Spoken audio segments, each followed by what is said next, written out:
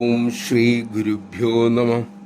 അമ്മ യുവാവായ ഒരു സന്യാസിമകനോട് പറഞ്ഞു, മോനെ, നീ കമ്പ്യൂട്ടർ സയൻസിൽ PhD എടുക്കണം.